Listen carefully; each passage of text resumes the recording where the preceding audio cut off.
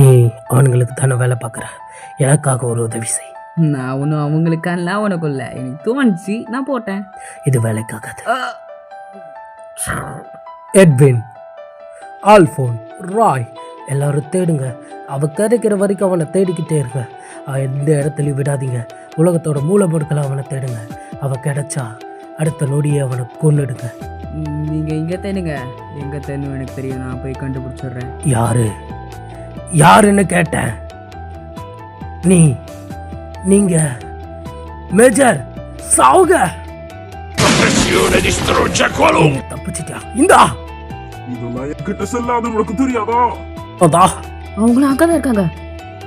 நீ என் கூட வேலை செஞ்சிருக்கன்னு பார்க்குறேன், இல்லை உன்னை கொண்டுருவேன். என் கூட வேலை செஞ்ச நான் அவமானப்படுத்தாத.